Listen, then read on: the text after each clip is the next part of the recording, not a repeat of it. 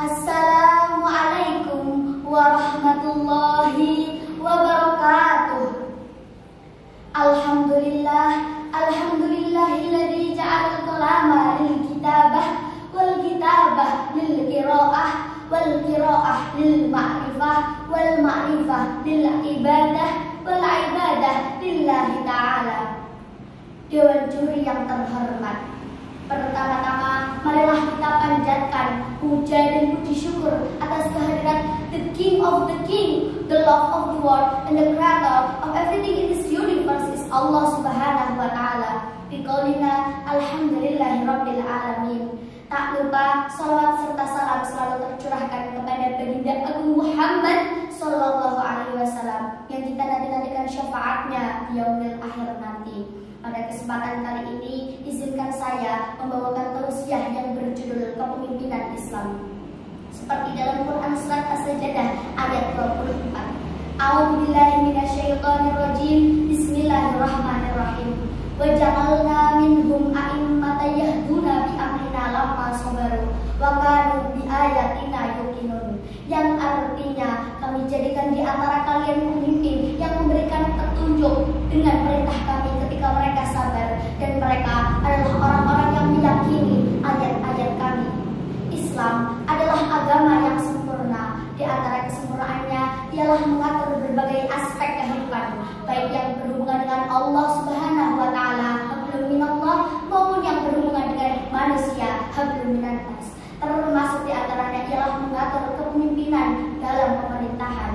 Kepemimpinan di satu sisi dapat dimaknai kekuasaan, tetapi di sisi lain juga dapat diartikan sebagai tanggung jawab.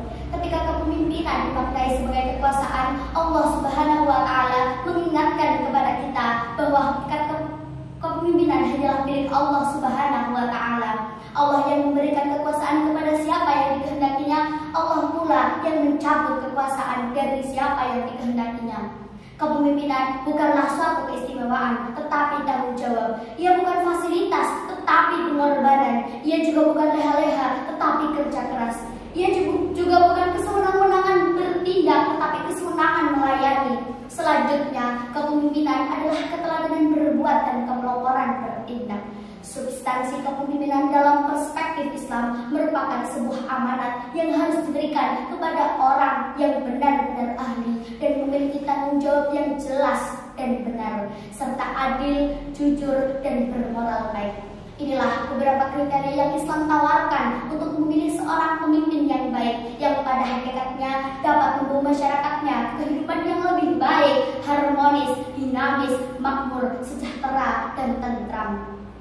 Para pemikir Islam yang telah menelusuri Al-Quran dan Al-Hadis menetapkan 4 sifat yang harus dipenuhi oleh seorang Nabi, yang pada hakikatnya adalah pemimpin sebagai pemimpin umat. Nabi Muhammad SAW memiliki 4 ciri kepemimpinan. Yang pertama adalah siddiq, yang kedua fatonah, yang ketiga amanah, dan yang keempat adalah tabligh. Sifat-sifat beliau dan para khulafaur rasyidin dapat dijadikan cermin untuk semua pemimpin. Mereka senantiasa mengabdi, menerima keluh kesah, memfasilitasi, dan siap menjadi budak untuk rakyatnya, bukan menjadi tuan untuk masyarakatnya. Selanjutnya, saya ingin menyampaikan bagaimana Abu Bakar As-Siddiq menjadi seorang pemimpin. Kita dapat belajar dari isi pidato beliau ketika beliau dilantik menjadi pemimpin umat sepeninggal Rasulullah SAW. Dari pidato beliau dapat kita ambil beberapa poin. Yang pertama adalah sifat rendah hati. Kerendahan hati seorang pemimpin mencerminkan persahabatan dan kekeluargaan. Dan yang kedua adalah sifat terbuka untuk mengkritik. Seorang pemimpin haruslah menanggapi aspirasi dari rakyat dan menerima kritik-kritik sehat yang bersifat membangun dan konstruktif.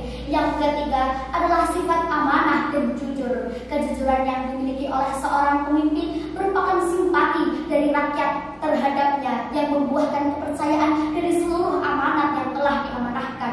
Yang keempat adalah bersikap adil. Keadilan adalah suatu konteks yang nyata yang harus dimiliki oleh seorang pemimpin demi kemakmuran rakyatnya. Yang kelima adalah komitmen perjuangan. Sikap pantang menyerah bagi seorang pemimpin adalah suatu hal yang penting untuk mencapai suatu tujuan. Dan yang terakhir adalah bersikap demokratis. Dalam hal ini, pemimpin tidak sembarang mengambil keputusan tanpa adanya musyawarah yang mufakat. Itulah beberapa poin yang dapat kita jadikan pedoman untuk memilih seorang pemimpin yang baik. Jadi, pemimpin seperti apa yang seharusnya kita pilih di era seperti sekarang ini? Secara umum, Al-Quran telah memberikan gambaran bagaimana pemimpin yang baik untuk dipilih oleh rakyatnya. Seperti dalam firman Allah yang artinya, sesungguhnya telah kami tulis di dalam Zabur, sesudah kami tulis di dalam Lauh Mahfuz, bahwasanya bumi dipusakai oleh hamba-hambaku yang soleh. Jadi, yang mendapat mandat dan mengurusi manusia serta isinya di bumi hanyalah orang-orang soleh. Bukan orang yang suka membuat kerusakan di bumi, yang pola pikir dan tingkah lakunya tidak diridhoi oleh Allah Subhanahu wa Ta'ala. Wallahu a'lam. Sekian dari saya. Terima kasih telah berkenan mendengarkan dan mohon maaf apabila banyak kesalahan. Undur makola.